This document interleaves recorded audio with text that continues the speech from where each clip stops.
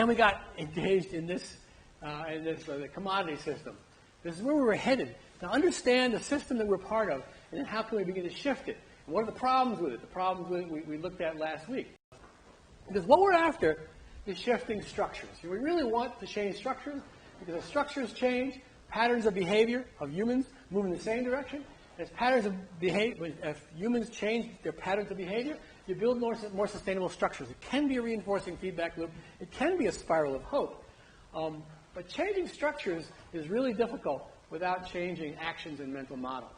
In order to change structures, we got to change individual actions. So our work, I propose, is, the clothespin story, is to check individual actions, small things that can make a difference, and shifting mental models through reframing.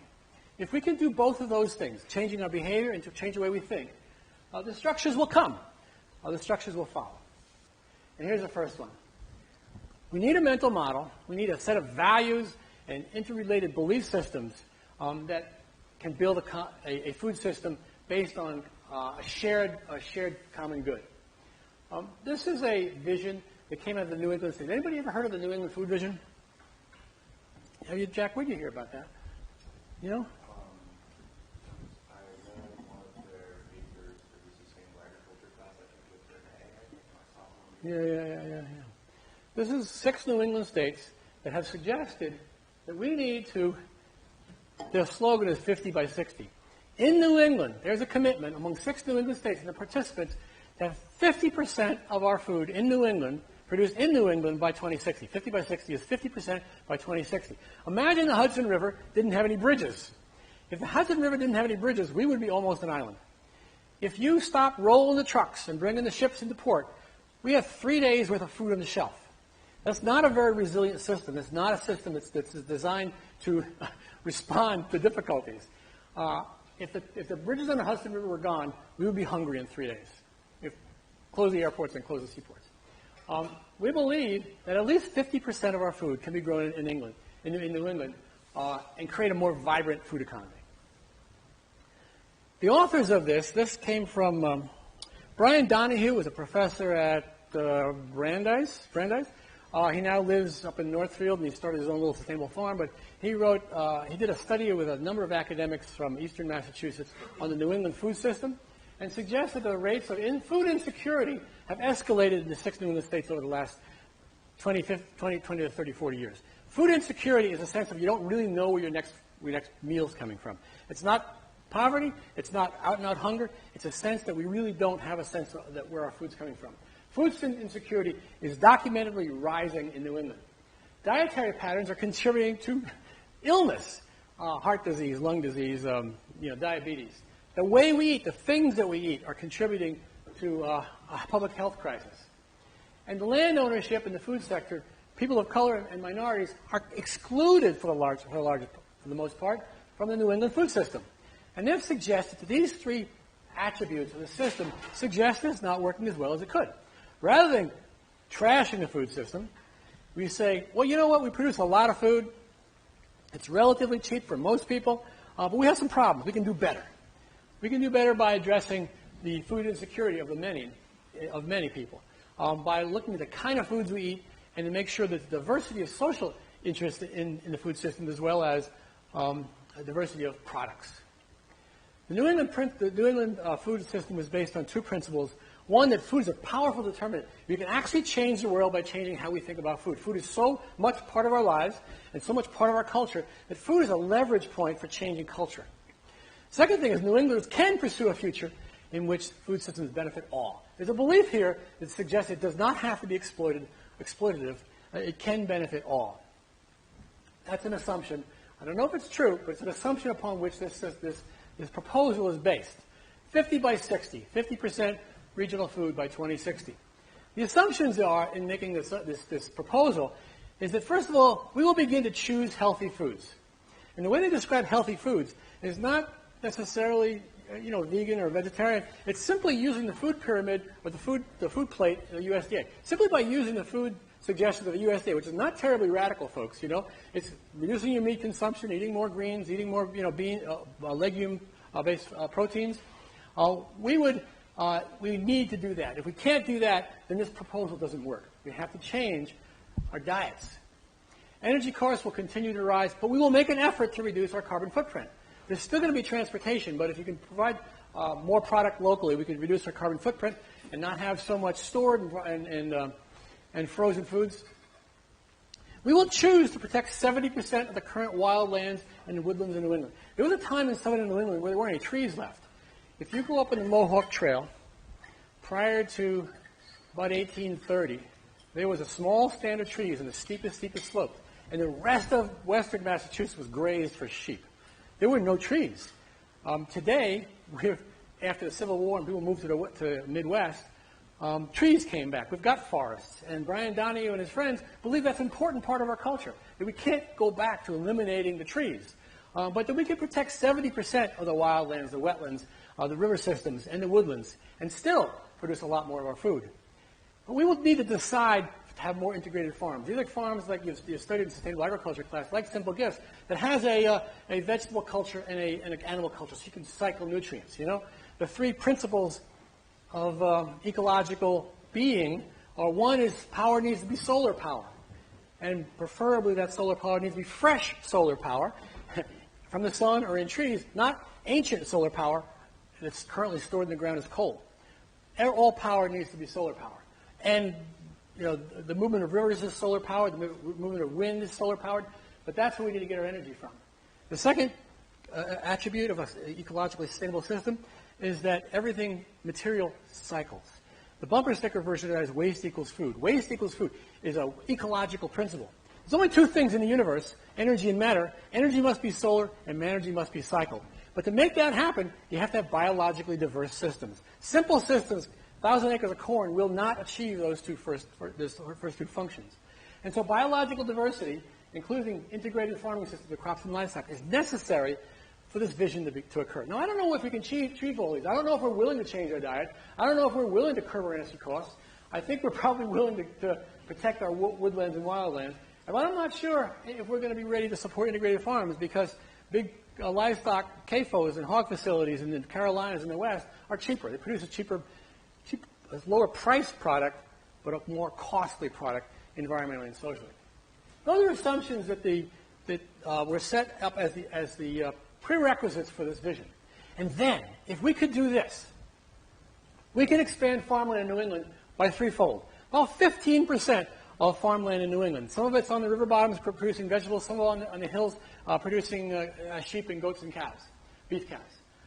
Bringing up our farmland up to about 6 million acres from the current about 2 million acres in New England.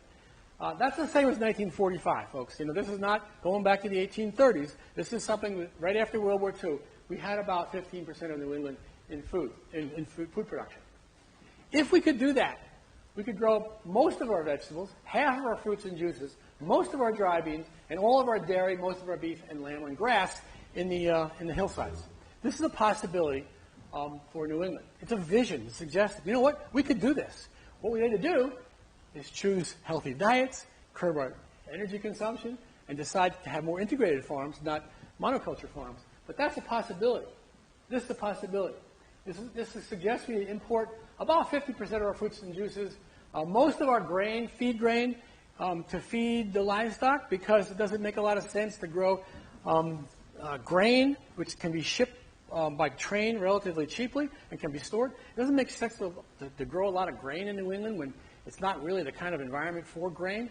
We have some commercial wheat, local wheat, and there are scientists trying to redevelop wheat varieties for New England. So I think it's really cool, but that's for a local bread product. That's not to feed to the chickens. We can bring product from the Midwest where it can be grown in the West.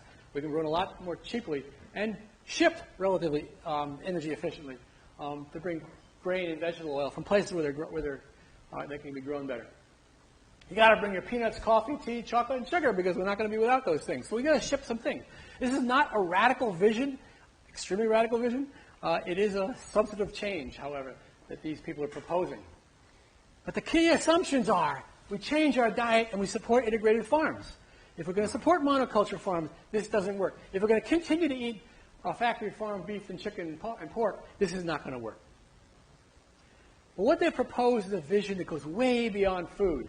It's about democratic empowerment of people. This is a movement, this is a suggestion, this has been, many people have participated in creating this vision from all walks of life and a huge social diversity of folks that have participated. But this is about economic sustainability. This is about democratic empowerment. This is about new leaders emerging, young people emerging. In New England, the fastest growing demographic, according to the last USDA census, was women-owned farms. Women-owned farms is the fastest growing farm category in New England. That suggests that things can change. There's new leadership on the horizon. You can see it in our own major of the diversity of folks that come to our major.